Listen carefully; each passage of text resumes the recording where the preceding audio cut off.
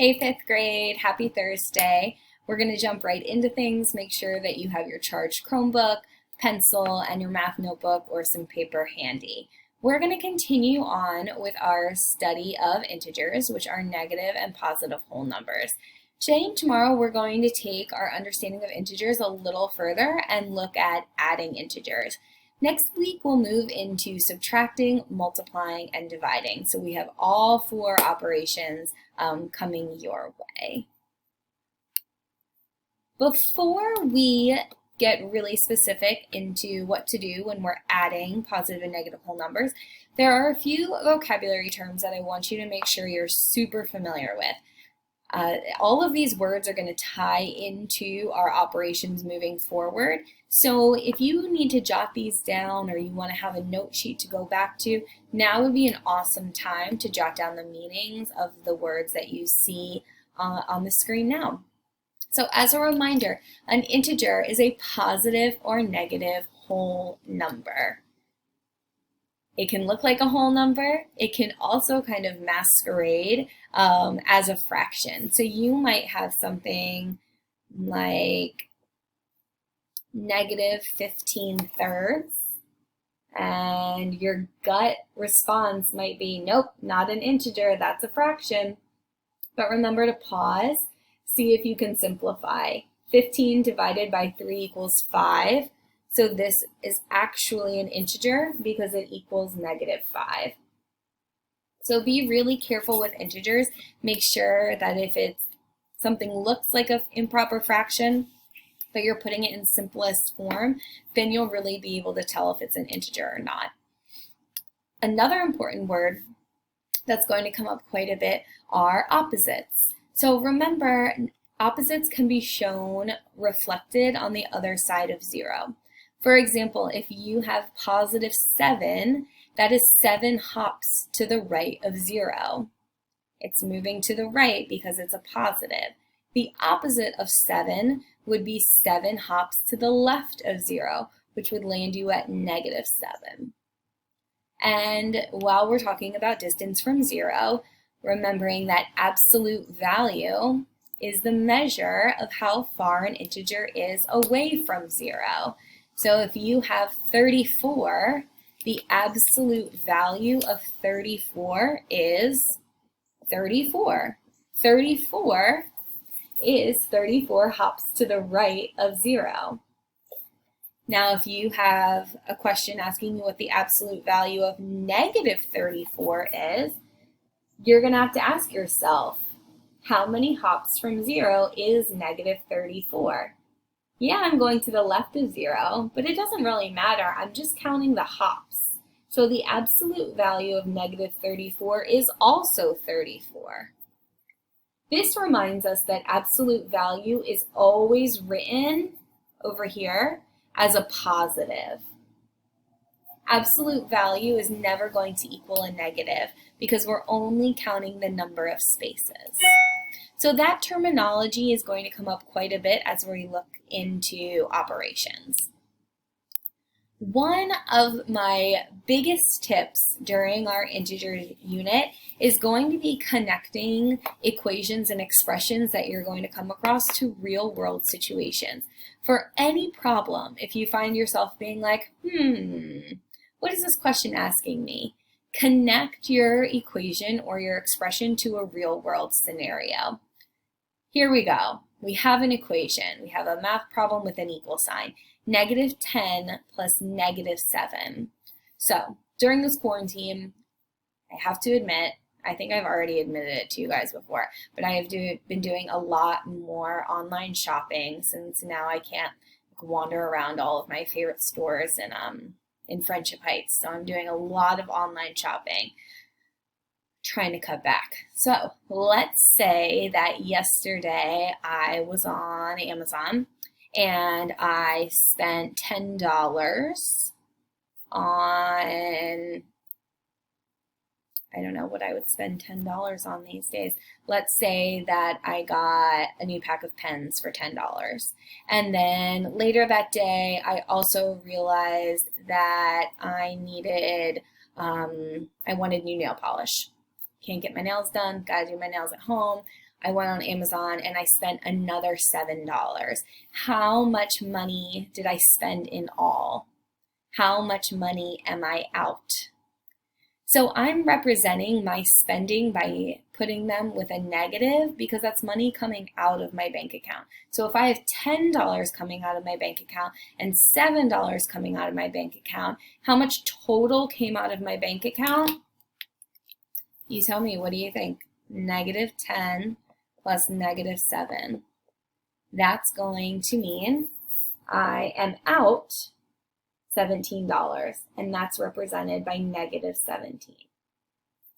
So that makes sense. A negative plus a negative is just going to get me further away from 0. So it's just creating a larger negative.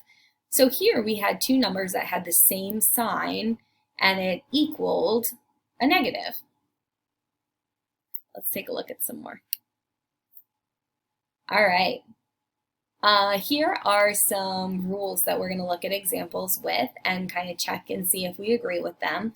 So we just did a problem that had the same signs, and we added them and we kept the sign the same.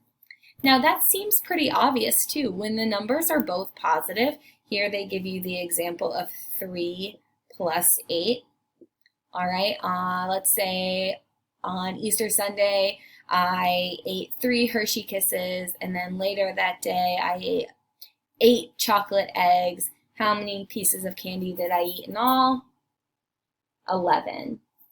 So when the signs in front of the integers are the same, you just get to add like usual and keep the sign the same. So a negative plus a negative is always going to equal a negative. A positive plus a positive is always going to equal a positive. That might be something you want to jot down right now. Negative plus negative equals negative, and positive plus positive equals positive. Go ahead and pause if you need to and have those notes and maybe an example or two jotted down. You could also pause the video and take a screenshot of these notes. That might be helpful as well. All right, let's take a look here. Let me move my video out of the way. You'll also see that I included a number line at the bottom. You can also feel free to use a number line. You might want to create your own number line in your notebook or on a piece of construction paper or computer paper. All right, so here we have 12 plus 7. So we'll try to think of a real life example that would have a positive and a negative. So I had $12 and then I spent $7. I had 12 and then I spent something else. Let's see what I would do. If they're different signs, this is a positive 12, this is a negative 7, so those are different signs. I'm actually going to subtract them. What is 12 minus 7? 5. And then I might be asking myself, am I going to keep that as a positive 5 or as a negative 5? Well, you're going to keep the sign of the number with the higher absolute value. So the absolute value of 12 is 12. The absolute value of negative 7 is 7. 12 has the higher absolute value. 12 is positive, so my answer is also going to be positive. So 12 plus negative 7 equals 5. I can also show that on my number line. $12 plus, positive 12, here we go, $12 plus negative 7. So if I'm spending that 7, I'm going to be going back 1, 2, 3, 4, 5, 6, 7. And I'll land right there on my 5. All right, let's try another one. -1 plus -3. All right, I spent $1. I spent another $3. How much did I spend in all?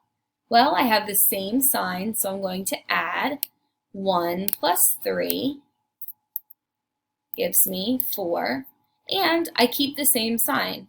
Oh, that's right, because a negative plus a negative is going to give me a negative. I'm just moving further from 0. So let's find -1. And if I'm adding a negative, I'm getting further into the negative. So I'm going to add -3. 1, 2, 3, and land at -4. Let's try one more. 8 plus -21.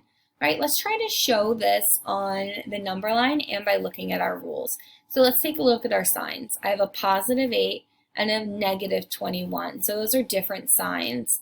Let me come up here and see. I need to subtract. What's 21 minus 8? I'm just going to ignore the signs and just subtract it as if it was just a normal problem. So higher number minus the smaller number. So 21 minus 8 is 13. And then I need to keep the sign of the number with the higher absolute value. The absolute value of 8 is 8. The absolute value of -21 is 21. So that's a higher absolute value. So it's going to be a -13.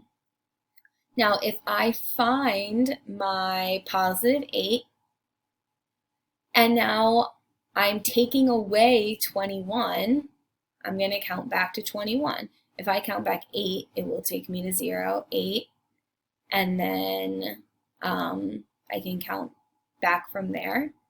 I have to take away 21, so that was 8, 9, 10, 11, 12, 13, 14, 15, 16, 17, 18, 19, 20, 21 would take me to -13. And there we go. That's what we got, -13. Use these rules to help you while you're adding integers today. Remember, we're just focusing on addition for today and tomorrow. Same signs, you just get to add and keep the same sign. Positive plus positive is positive, negative plus negative is negative. When you have different signs, you're actually going to subtract, and then you're going to keep the sign of the number with the higher absolute value. So today's assignment will give you a little bit of practice. Tomorrow I'll post just another quick little review that might be helpful for adding integers, and give it a shot. I will see you tomorrow for optional office hours if you'd like to attend. So if you want some practice on adding integers, or maybe even a little preview of what's to come, if you have any questions or if you just want to say hi, you'll see me in the Google Meet tomorrow from 11 to 12. As always, work together, help each other out, and please, please, please email me if you have any questions. Don't forget to press turn in when you're finished today's assignment and any other assignment for this week. I hope you guys have an awesome day and look forward to seeing many of you tomorrow. Bye.